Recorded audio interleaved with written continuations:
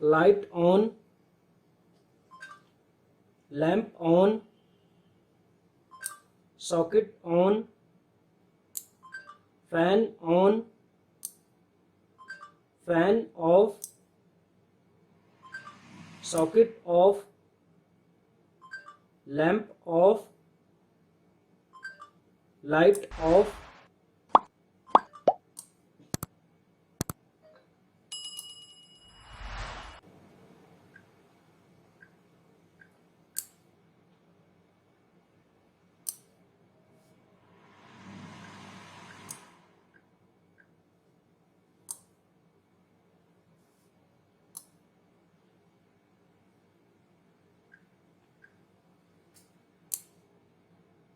तो अभी to load हमारे ऑन है और टू लोड ऑफ है।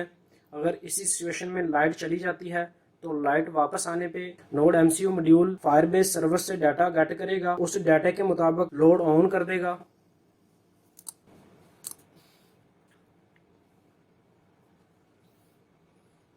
जैसे हमने पावर इन की है तो जिस कंडीशन में लोड ऑफ हुए थे, लाइट वापस आने पे उसी सिचुएशन पे लोड ऑन हो गए हुए हैं।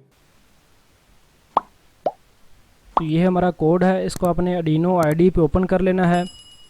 कोड, सर्किट डायग्राम और ये फाइल का लिंक आपको नीचे डिस्क्रिप्शन में मिल जाएगा, वहाँ से आप डाउनलोड कर सकते हैं। तो यहाँ से आपने इसको ओके करना है।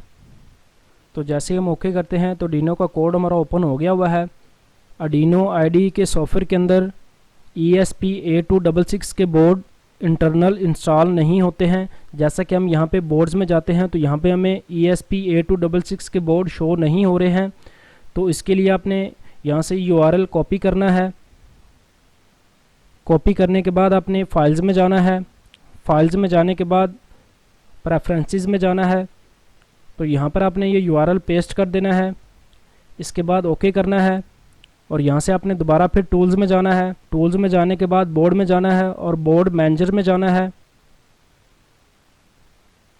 तो यहाँ से आपने स्क्रॉल करके नीचे जाना है और ESP8266 के बोर्ड इंस्टॉल करने हैं। तो यहाँ से आपने 2.5.0 वर्जन इंस्टॉल करना है बोर्ड का।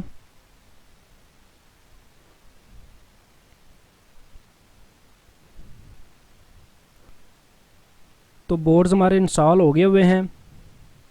तो यहाँ से आपने इसे क्लोज़ कर देना है। तो यहाँ से आपने टूल्स में जाना है।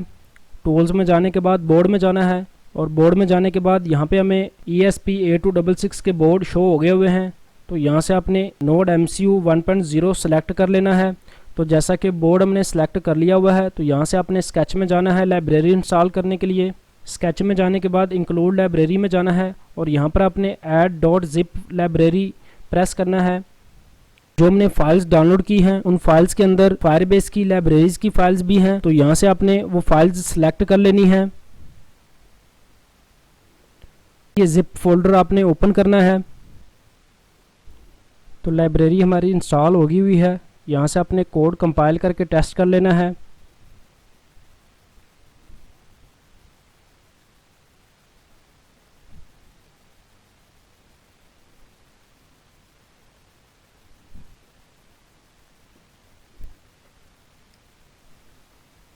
Done compiling. कोड हमारा कंपाइल हो गया हुआ है। तो इसमें सबसे पहले हमने ESP8266 वाईफाई की लाइब्रेरी कॉल करवाई हुई है। इसके बाद फायरबेस सर्वर की लाइब्रेरी कॉल करवाई हुई है। इसके बाद SSID यानी कि वाईफाई का नेम दिया हुआ है। जिस वाईफाई राउटर के साथ आपने डिवाइस को कनेक्ट करना है तो उसका आपने नेम देना है। इसके बाद उस राउटर का पासवर्ड दिया हुआ है। नेम और पासवर्ड में आपने गलती नहीं करनी है। जो लफ्ज़ कैपिटल होंगे उनको कैपिटल लिखना है और जो स्मॉल में होंगे उनको स्मॉल में लिखना है। इसके बाद यहाँ पर हमने फायरबेस का होस्ट URL देना है, यानी कि प्रोजेक्ट का URL हमने यहाँ पे पेस्ट करना है। तो वो आपने फायरबेस से कॉपी कर लेना है।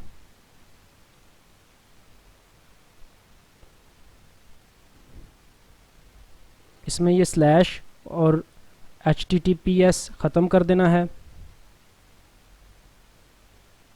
इसके बाद यहाँ पर हमने फायरबेस का ऑथराइज टोकन देना है।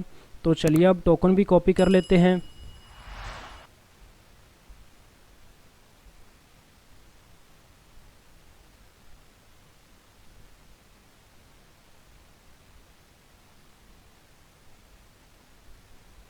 फायरबेस का यूआरएल और टोकन कन्फर्म कर लेना है।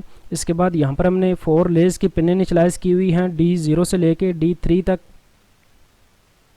और यहाँ पर हमने एलईडी की पिन इनिशियलाइज़ की हुई है D4। नोड एमसीयू मॉड्यूल पे एक ब्लू कलर की एलईडी होती है, तो उसको हमने एज ए इंडिकेशन यूज़ किया हुआ है, यानी कि जैसे ही नोड एमसीयू मॉड्यूल वाईफाई के साथ कनेक्ट होता है, इसके बाद वो ब्लू एलईडी ऑफ हो जाती है। इसके बाद यहाँ पर हमने 4 लोड्स के लिए वेरिएबल इनिशियलाइज़ की हुई हैं और पावर की वेरिएबल इनिशियलाइज़ की हुई है। इसके बाद अवार्ड सेटअप है। अवार्ड सेटअप में सबसे पहले सीरियल बॉड रेट इनिशियलाइज़ किया हुआ है 9600। बॉड रेट डाटा रेट पर स्पीड होता है, तो यहाँ पर हमने सीरियल यूज़ की हुई है वाईफाई की कमांडें सीरियल मॉनिटर पे प्रिंट करने के लिए। इसके बाद यहाँ पर हमने 4 लेज़ की पिनें आउटपुट मोड में इनिशियलाइज़ की हुई हैं और लेज़ की पिन के ऊपर पॉजिटिव राइट करवाया हुआ है। तो जैसे ही हम रिलेज की पिन को आउटपुट मोड में इनिशियलाइज़ करते हैं तो रिले की पिन लो हो जाती है, और लो पे रिले हमारी ऑन हो रही होती है और हाई पे ऑफ हो रही होती है। तो स्टार्ट में हम 4 लेज़ को हाई राइट करवा देते हैं, यानी कि रिले हमारी ऑफ रहे। इसके बाद एलईडी की पिन भी आउटपुट मोड में इनिशियलाइज़ की हुई है, और यहाँ पर हमने वाईफाई का नेम और पासवर्ड कॉल करवाया हुआ है। तो जब तक वाईफाई के साथ डिवाइस कनेक्ट नहीं होती है तब तक ये सीरियल मॉनिटर के ऊपर डॉट डॉट प्रिंट कर रहा होता है। तो जैसे ही ये वाईफाई के साथ कनेक्ट हो जाता है, इसके बाद सीरियल मॉनिटर पे हमने वाईफाई कनेक्टेड प्रिंट किया हुआ है, और साथ ही फायरबेस की लाइब्रेरी के अंदर होस्टिंग यूआरएल और ऑथराइज टोकन कॉल करवाया हुआ है। इसके बाद 100 मिली सेकेंड का डिले है। 100 मिली सेकेंड के डिले के बाद अवर्ड लूप में चले जाते हैं। अवर्ड लूप में सबसे पहले हमने फायरबेस से P1 की वेरिएबल गेट की हुई है, तो जिसको हमने स्ट्रिंग में रीड किया हुआ है, और इस स्ट्रिंग की वेरिएबल को इंटीजर में चेंज किया हुआ है। और इसके बाद हमने पावर की वेरिएबल के इक्वल किया हुआ है। अगर पावर की वेरिएबल 0 के इक्वल होती है तो लोड के स्टेटस के मुताबिक लोड ऑन ऑफ होते हैं। अगर पावर की वेरिएबल 1 की इक्वल होती है तो 4 लोड हमारे ऑफ रहते हैं। इसके बाद फायरबेस से हमने लोड 1 की वेरिएबल गेट की हुई है, और इसको भी हमने स्ट्रिंग से इंटीजर में चेंज किया हुआ है, और यहाँ पर हम लोड 1 की वेरिएबल अपडेट कर रहे हैं। लोड 1 की वेरिएबल अगर 0 के इक्वल होती है तो लोड 1 हमारा ऑन होता है। लोड 1 की वेरिएबल अगर 1 के इक्वल होती है तो लोड 1 हमारा ऑफ होता है। इसी तरह ही लोड 2 की वेरिएबल रीड की हुई है। इसी तरह ही लोड 3 की वेरिएबल रीड की हुई है। इसी तरह ही लोड 4 की वेरिएबल रीड की हुई है। तो यहाँ पर हमने पावर की वेरिएबल पे चेक लगाया हुआ है। अगर पावर की वेरिएबल 0 की इक्वल होती है तो उस कंडीशन के ऊपर रिलेज की पिन पे लोड की वेरिएबल राइट करवाई हुई है, जैसे कि रिले 1 की पिन पे लोड 1 की वेरिएबल राइट करवाई हुई है, रिले 2 की पिन पे लोड 2 की वेरिएबल राइट करवाई हुई है, रिले 3 की पिन पे लोड 3 की वेरिएबल राइट करवाई हुई है, रिले 4 की पिन पे लोड 4 की वेरिएबल राइट करवाई हुई है। इसके बाद अगर पावर की वेरिएबल 1 की इक्वल होती है तो उस कंडीशन के ऊपर इसने एल्स में जाना है, और एल्स में हमने रिलेज की पिन के ऊपर हाई राइट करवाया हुआ है। तो हाई पे लोड हमारा ऑफ होता है और लो पे लोड हमारा ऑन होता है। तो जब हम पावर ऑफ करते हैं तो सारी रिलेज को हमने ऑफ रखा हुआ है। तो ये था हमारा कोड। चलिए अब इसको आर्डिनो में अपलोड कर लेते हैं। तो यहाँ से आपने टूल्स में जाना है। टूल्स में जाने के बाद बोर्ड कन्फर्म करना है। बोर्ड कन्फर्म करने के बाद पोर्ट में जाना है, और यहाँ से आपने पोर्ट सेलेक्ट करनी है। इसके बाद यहाँ से आपने कोड अपलोड कर देना है।